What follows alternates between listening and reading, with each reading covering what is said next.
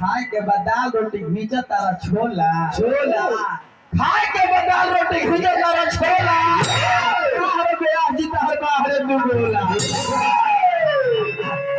ब्यास के माने है मंडली छोड़ के ना भाई एबार ए ब्यास एबार आटिए जाई ना तो फाटिए जाई अब चिरे अच्छा एक मिनट ए जे तार फूला बड़ी तार दीदी बड़ी बहन बड़ी तो एकर का माने कि तारा के सपोर्ट लोग ज्यादा करी ना ऐसन गांव बा आदर्श गांव हां जी हमार गोड़ा सरा हां के जे बढ़िया कलाकारी करियो करे लोग सपोर्ट करी ध्यान दो नरेश भैया ये जनता सब जानता है ये तू क्या जानता है ये जनता सब जानता है कि तू क्या जानता है फिर भी इस जनता के समक्ष क्यों इतना तुम बनता है जला डालना आग यही लक्षण है फिर भी आग में तू क्यों फनता है अपने आप को इतना भी गिरे हुए मत समझना नरेश व्यास क्योंकि हिजड़ों का तल में तेरा भी एक प्रधानता है धन हो व्यास आओ तहर के गीत संगीत कर ले चलता नहीं हां हां ये संगीत यही से पहले क्वेश्चन ऐसा व्यास ना बोला निर्वाचन हां जी यही से पहले क्वेश्चन ऐसा व्यास ना बोला नहीं और सबका द्वार पर बोला चाहिए ये छाता का द्वार पर बोला तो गौनाई गई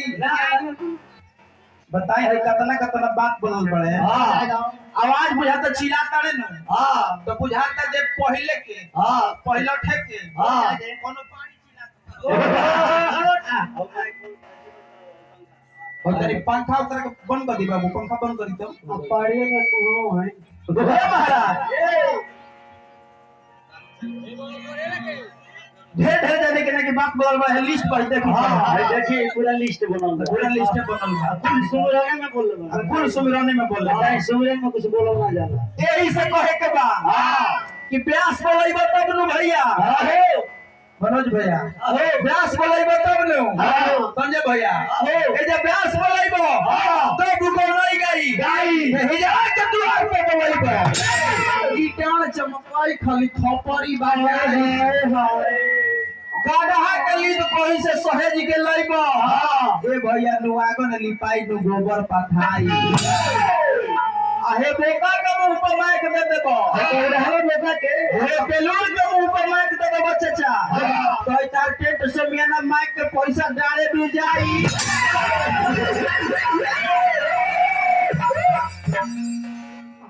आई रो सब के लिए चलते हम गीत संगीत हां जी कौना तरीका से गीत गाना इनके सब के कतना पाड़ा भैसा हो गेला सब लेकिन ई मर्दवा पाड़ा के पड़े रही डर डर डर